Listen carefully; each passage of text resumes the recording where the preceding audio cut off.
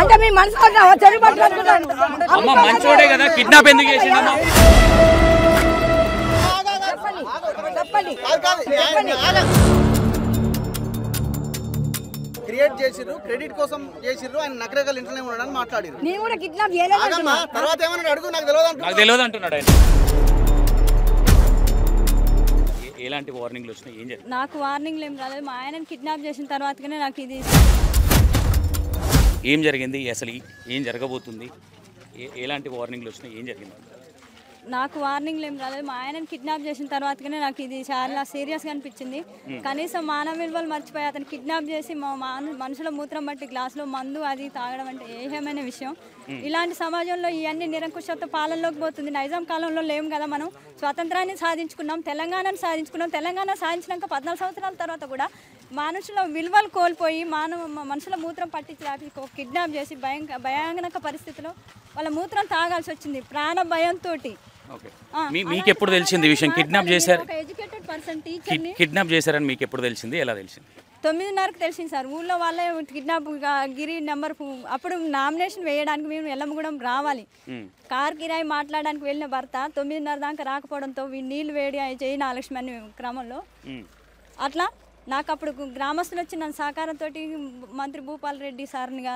ఆశ్రయించాల్సి వచ్చింది ఆ టైంలో నాకు కిడ్నాప్ కాబడ్డాడని తెలిసింది సార్ ఓకే ఎక్కడి నుంచి తీసుకెళ్లారు మీ ఆయనను ఏమన్నారని చెప్పాడు మీకు ఎప్పుడు వచ్చాడు మళ్ళీ ఇంటికి రాలేదు సార్ మేము ఇంతవరకు కూడా ఇంటికి వెళ్ళలేదు మేము ఒక షెల్టర్ తీసుకొని నల్గొండలో భయానక పరిస్థితుల్లో ఇక్కడ నుంచి అక్కడ ఉన్నాము ప్రాణభయంతో అయితే 9ంటికి పోయిన వ్యక్తి నైట్ 9:15 దాకా కూడా నాకు హ్యాండ్ ఓవర్ ఇవ్వలేదు అసలు బతుకుండా సచ్చిండా అనేది కూడా నాకు ఇన్ఫర్మేషన్ తెలియదు అసలు నాకు మైండ్ ఏడుపు తప్ప ఇంకేమీ లేదు సార్ నువ్వు మంచి నీళ్ళు కూడా పోయలే నోట్ల ఓకే అంటే ఇంతకు ముందు నుంచి ఇట్లా మీకు ఏమైనా వార్నింగ్స్ కానీ ఏదైనా థ్రెట్ ఏమైనా ఉండేనా ఇది ఫస్ట్ టైమా మీకు ఇదే ఫస్ట్ టైం మాకు అనుభవాలు ఇట్లా ఎప్పుడు నామినేషన్ మా ఆయన వార్డు మెంబర్గా ఇనామస్గా ఎప్పుడు 2 సార్లు గెలిచారు అట్లా చేసిండు కానీ మాకు ఇలాంటివి ఎప్పుడు సంఘటన జరగలేదు ఇప్పుడే మొదటిసారిగా నాకు ఇంకా గట్టి స్ట్రాంగ్ నిర్ణయం అనిపించింది ఇలాంటి మానవ విలువలు కోల్పోతున్న సమాజాన్ని నేను గట్టిగా సర్పంచ్గా నిలబడి గెలుస్తానన్న నమ్మకం ఏర్పడింది నేను ఇలాంటి సమాజాన్ని రూపుమాపాలి నాకు ఏ డబ్బు వద్దు ఏది అలంకారాలు వద్దు ఇంకా ఓకే అంటే విలేజ్ నుంచి ఎలాంటి సపోర్ట్ ఉంది ఏం చెప్తా ఉన్నారు మీ విలేజ్ వాళ్ళు ఇప్పుడు ఇంత జరిగింది కాబట్టి ఉండాలి చదువుకున్న వ్యక్తిగా నువ్వు ఉండాలి మానవ విలువలు మర్చిపోతున్న సమాజాన్ని మార్చాలి నువ్వు ధైర్యంగా నిలబడ్డావు బిడ్డ మీకు అందరికీ నీ సపోర్ట్ ఉంటామని ఆ గట్టి నిర్ణయం చెప్పారు నాకు అస్సలు నువ్వు నామినేషన్ రిటర్న్ తీసుకోకు ముందు నువ్వు ఖచ్చితంగా గెలుస్తావన్న సపోర్ట్ నాకు ధైర్యాన్ని ఇచ్చారు మా గ్రామ పెద్దలు ఓకే అమ్మ ఇప్పుడు కిడ్నాప్ చేసిన తర్వాత మీకు భయం అనిపించలేదా అంటే కిడ్నాప్ చేశారని తెలిసిన తర్వాత అట్లనే ధైర్యంగా వెళ్ళి కూడా మీరు నామినేషన్ వేయడం జరిగింది ఎవరు వెనుక మీ బ్యాక్ సపోర్ట్ ఎవరు ఉన్నారనుకోవచ్చు మాకు బ్యాక్ సపోర్ట్ మాజీ మంత్రి కోమట్ భూపాల్ రెడ్డి గారు ఉన్నారు మందడి సైదిరెడ్డి గారు ఉన్నారు భాస్కర్ రావు అక్కడ వాళ్ళు కూడా వచ్చారు చాలా మంది 4 ఎమ్మెల్యేలు వచ్చారు వాళ్ళ సమక్షంలో నేను బెటాలియన్ సమక్షంలో ఇక్కడికి వచ్చి నేను వేయడం జరిగింది ఓకే పోలీస్ వారు మీతో ఏం చెప్పడం జరిగింది అంటే ఫ్రెండ్స్తో బయటకు వెళ్ళినని ఒక తప్పుడు సమాచారం ఇచ్చి పేపర్ రాసుకోవడం జరిగిందని చెప్తా ఉన్నారు ఏం జరిగింది అసలు 2:30 ప్రాంతంలో ఆయన పొద్దు నుంచి స్విచ్ ఆఫ్ వచ్చిన ప్రాంతంలో 2:30 ఫోన్ వచ్చి హైదరాబాద్ పోయినా అంటుండు ఆయనకు హైదరాబాద్ అసలు ఏరియాలు ఏవి తెలియదు మా ఆయనకు అసలు ఫోనే పడు హైదరాబాద్లో ఫ్రెండే లేడు నాకు గట్టి నమ్మకం అసలు ఆయనకి సర్పంచ్గా నామినేషన్ వేయాలని గట్టి పట్టుదల ఉంది ఇలాంటి టైంలో స్విచ్ ఆఫ్ చేసుకుని హైదరాబాద్ పోడు అని నేను నమ్మినాను ఇదంతా కిడ్నాప్ జరిగిందన్న విషయాన్ని ఊళ్ళ నుంచి చెప్పడం వల్లనే నేను నామినేషన్ వేస్తానని గట్టి నిర్ణయం తీసుకున్నాను ఓకే ఎవరు హస్తం ఉంది అనుకుంటున్నారు వెనక కిడ్నాప్ వెనక ఊట్కూరు సందీప్ రెడ్డి వస్తం ఉందని నేను అనుకున్నాను ఆయన తేలింది మా ఆయన అన్నారు ఓకే సందీప్ రెడ్డి గారు కాల్ చేశారు మధ్యలో వార్నింగ్ ఇచ్చారని చెప్తా ఉన్నారు ఏమని వార్నింగ్ ఇచ్చారు ఏం చెప్పారంట మా అత్తగారికి ఇచ్చారంట నాకేం చేయలేదు మా ఆయనకి ఇచ్చారంట నాకేం చేయలేదు ఓకే ఫోన్ ఎక్కడ మీ ఆయనది ఫోన్ వాళ్ళే తీసేసుకున్నారా ఎక్కడ స్విచ్ ఆఫ్ చేశారు అసలు ఫోన్ తీసుకున్న తర్వాత అంటే దానికంటే ముందు ఏ విధంగా మాట్లాడారంట ఫోన్ తీసుకున్న తర్వాత ఏ విధంగా ట్రీట్ చేశారంట ఫోన్ తీసుకోకముందు ఆయన నెక్కిచ్చిరు బలవంతంగా తీసుకుపోయారు కటంగూరు దాటినంతగా సిమ్ తీసేసారంట మళ్ళీ ఏం స్విచ్ ఆఫ్ అయి వచ్చింది 2:30కి ఫోన్ వచ్చింది 2:30 ఫోన్ వచ్చి నాగలక్ష్మి నేను హైదరాబాద్ పోయిన పని మీద ఉండి నువ్వు నామినేషన్ వేయకు అనే కాల్ వచ్చింది తర్వాతకి ఇట్లా టప్పున తలకాయ మీద కొట్టి సౌండ్ కూడా వచ్చింది నాకు ఫోన్లో సౌండ్ కూడా వచ్చింది అయితే నేను ఇదంతా కిడ్నాప్ అయింది కదా అని నేను గెస్ చేసి నేను స్ట్రాంగ్గా నామినేషన్ వేయాలని నిర్ణయించుకొని రావడం జరిగింది ఓకే మీరు ఇండిపెండెంట్గా వేస్తే ఈ లొల్లి ఉండకపో అంటే మీరు టీఆర్ఎస్ నుంచి ఈ సర్పంచ్గా వేస్తున్నారు కాబట్టి ఇవన్నీ ప్రాబ్లమ్స్ వస్తున్నాయి అనుకుంటున్నారా అసలు ఏం జరుగుతుంది ఇండిపెండెంట్గా అంటే నాకు బీఆర్ఎస్ తరపు నుంచే పార్టీ టికెట్ గ్రామ పెద్దల సహకారంతోనే హ్యాపీగా ఇచ్చారు. నేను కూడా హ్యాపీగానే నేను నామినేషన్ వేయాలని నిర్ణయం తీసుకున్నాను.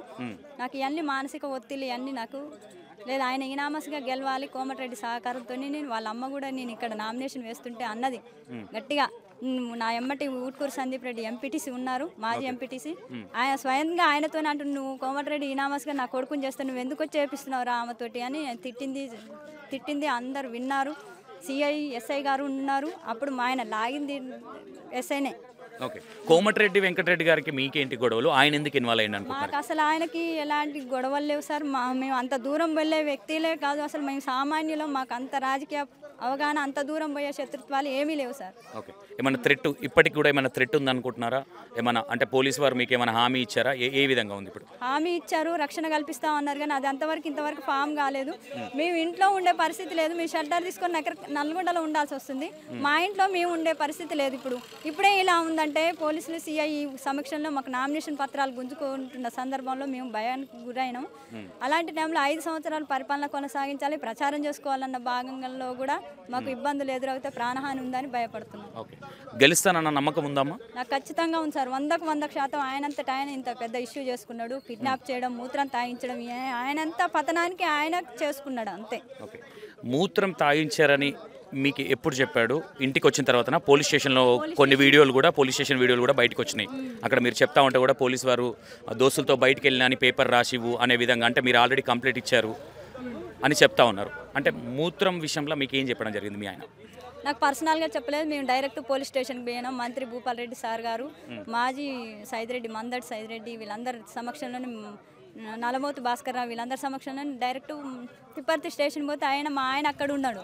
అక్కడున్న సందర్భంలో ఎస్ఐ గారికి మాట్లాడుతున్నప్పుడు అప్పుడు చెప్పాడు. అప్పుడు చెప్తుంటే అందరూ మీడియా ఉంది, సెల్ ఫోన్లో రికార్డ్ చేశారు.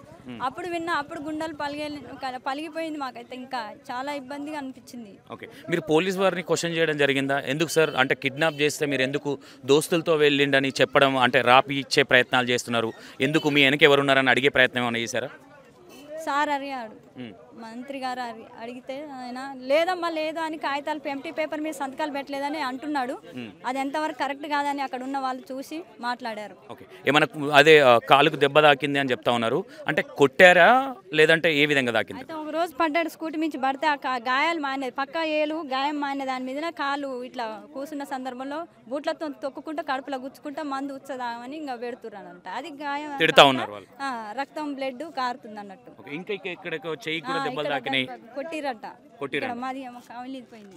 ఓకే, బట్టలు చింపేశారంటే అంటే కొట్లాట తోపులాటలో బట్టలు జినిగి అనుకోవచ్చా, లేదంటే బట్టలు చింపి కొట్టారనుకోవచ్చా? చింపుకుంటూనే కొట్టారంట. అవి వేసుకున్న బట్టలు కావి, నైట్ సూటు మీదనే పోయిండు, వేసుకున్న బట్టలు కావి, నల్ల టీషర్ట్ బ్లూ ప్యాంట్ కొనిచ్చారు, అవి వేసుకున్నాడు. వాళ్ళే కొనిచ్చారా బట్టలు? కొనిచ్చారంట. మా ఏమంటుంటే కిడ్నాపర్స్ అనుకుంటారు, నువ్వు ఈ బట్టలు ఇప్పుడు లంజోడు కానీ కొట్టి జంగల్గా ఉన్న ప్రదేశానికి తీసుకువేయారంట, ఒట్టి ఎంటీ ఖాళీ బిల్డింగ్ తీసుకువేయారంట.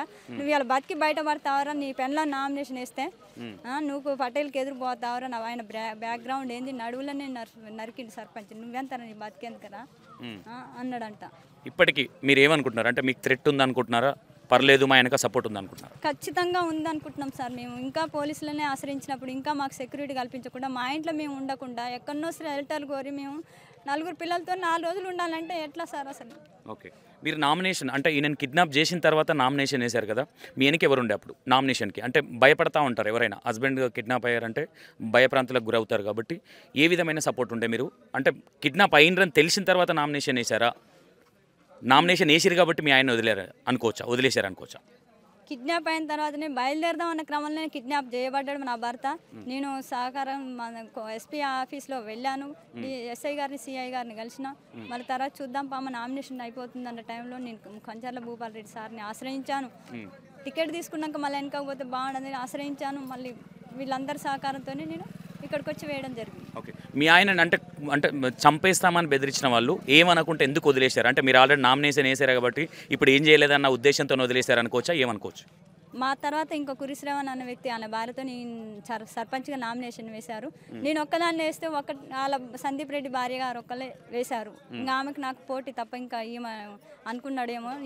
ఇంకొక ఆయన ఉన్నాడుగా శ్రవణ్, ఆయన భార్య వేయడం వల్ల ఇంకా నన్ను మా ఆయనను వదిలిపెట్టిరని నేను భావిస్తున్నాను. ఓకే, బీసీ అంటే మీ బీసీ సామాజిక వర్గం నుంచి మీకు ఏమైనా సపోర్ట్ ఉందా? యాదవ సంఘంల నుంచి ఎవరైనా వచ్చి మిమ్మల్ని పరామర్శించడం కానీ అలాంటిది ఏమైనా జరిగిందా? ఏం జరిగింది అసలు? ఎవరైనా వచ్చి మాట్లాడిచ్చే ప్రయత్నం చేశారా మిమ్మల్ని? ఇంత జరిగిందంటే మూత్రం దాగిచ్చారు అంటే అవమానానికి గురి చేశారు కాబట్టి. లేము కదా సార్, మేము ఊళ్ళో లేము కదా.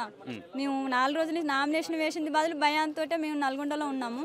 అయితే ఆ రోజు నామినేషన్ వేసినాక చాలామంది అన్నారు, గట్టి మంచి నామినేషన్ వేసినవారా, ధైర్యంగా ఉండు బిడ్డ, నామినేషన్ విత్డ్రా చేసుకోకు, మేమందరం మీకు సపోర్ట్ ఉంటాం అన్నారు వాళ్ళు, నాకు మాట్లాడారు. Okay right, thank you so much. Okay, విన్నారు కదా, ఎందుకంటే ఒక బీసీ బిడ్డకి మూత్రం దాగించారు, ఒక 3-4 సార్లు మూత్రం దాగించారు. వాళ్ళ ఆయనను కిడ్నాప్ చేసి మనం ఎల్లమ్మగూడలో ఉన్నాం. ఇక్కడ చూద్దాం, ఇంకా కొంతమందితో మాట్లాడే ప్రయత్నం చేద్దాం. అండ్